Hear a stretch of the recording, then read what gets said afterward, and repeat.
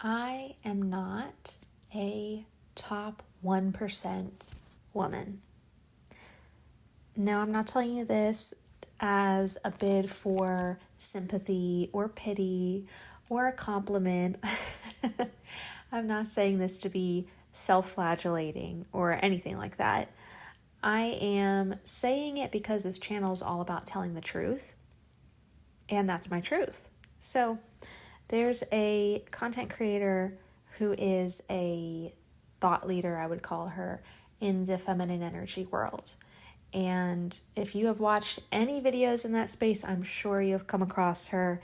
I have taken a few of her courses that I've purchased, and she's a polarizing person, a divisive person, but she has a lot of information that has helped me. She just came out with a video recently about 1% women.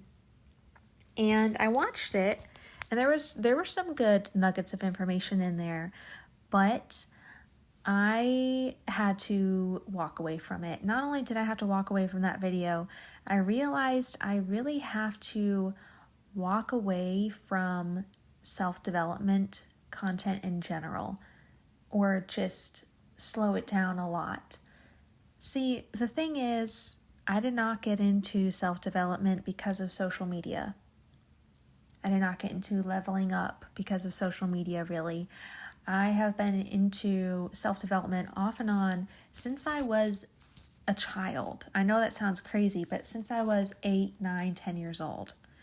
When I was 9 or 10, I was reading Kiyosaki. I was reading Rich Dad, Poor Dad, Other People's Money. I was reading Townsend's Rule Number 1, Zig Ziglar, 212, Brian Tracy's stuff, Eat the Frog, all of the Covey products.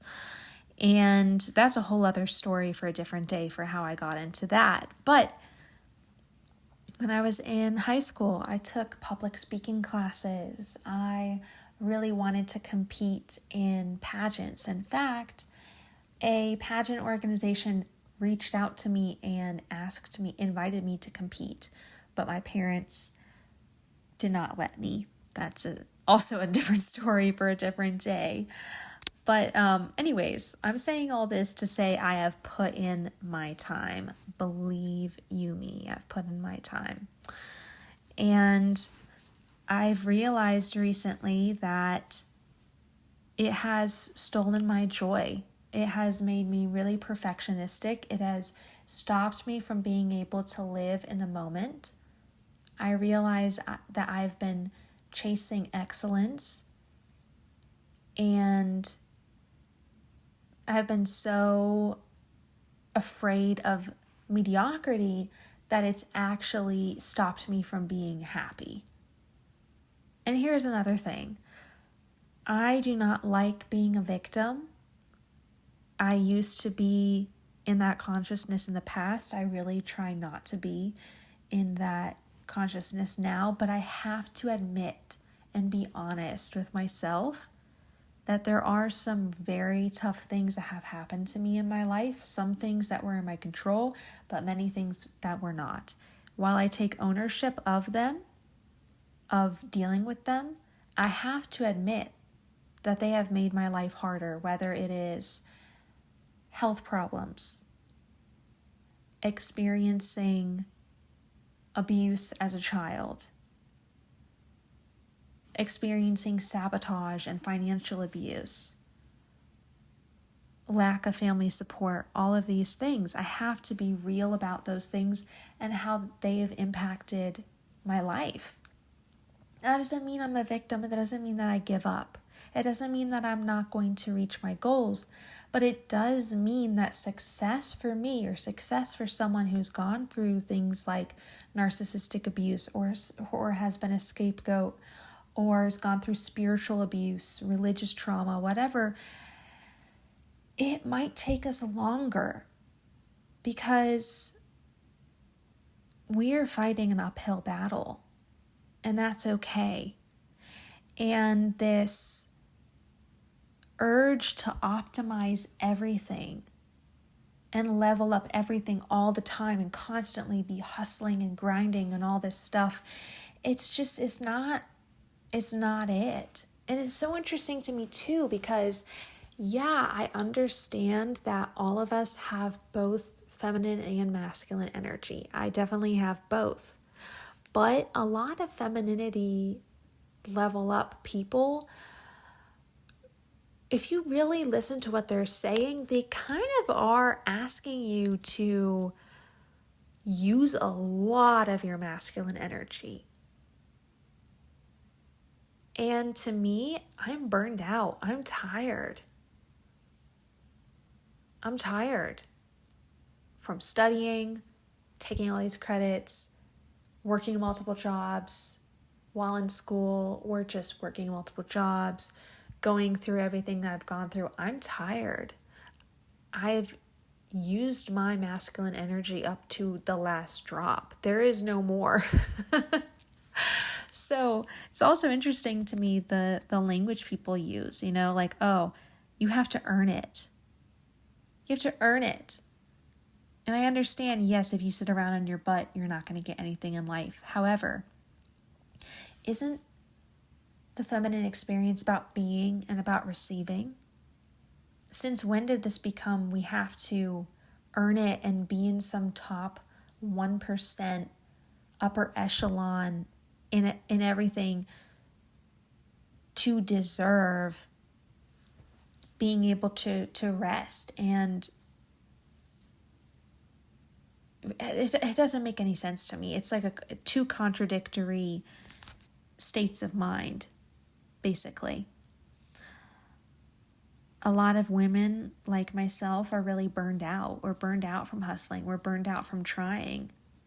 So the solution is to just be better, to try even more. I'm not saying that we shouldn't have goals. I'm not saying that we shouldn't put in effort. But sometimes we have to step back and look at energetic leaks. Look at what's draining our energy. Look at if we can work less. Yeah, I said it. I sound like a European right now. Going against the American ethos, Can we work less and work strategically to achieve our goals? Do we always have to be going after the next best thing? Do we have any capacity to feel contentment? Do we have any capacity to be in the present moment? That's my question. When I really think about being in the top 1%, there are very few areas in my life that I am. Financially, I'm definitely not. I think I'm below 50% of 50th percentile in my state, probably. I'm not in the top 1% in physical fitness. I'm not in the top 1% in physical health. The only areas I can think of are academically. I just finished my degree, summa cum laude, scored really high on my SATs, things. But even my national merit stuff, I was only in the top 3%. I was not in the top 1%. I was in the top 3%, And the only other thing I can think of, and this is bad, but in the past, even in the recent past, I have definitely been in the top 1% for being a supportive friend to the point where it's unhealthy. Ride or die friend. In a way that hurt me. I stayed in bad situations because that was the kind of person that I was. I put my own stuff on the back burner to help helpless, thankless, vile people because I was trying to be a good friend. So yeah, I was in the top 1% in that. And maybe that is what held me back from being in the top 1% in other areas. I don't know. I'm starting to ramble here, but I guess all this is to say it's time to live in the present moment for me more. To live more in the present moment, to not give up on my goals and my dreams, but to accept that my path to get them might be longer and slower than other people's, and that's okay. And to value joy and happiness above excellence. Yeah, dare I say above excellence. For me, if nothing else, I want to be in the top 1% of happy people, of joyful people. If I'm in the top 1% of happy people in the world, F everything else.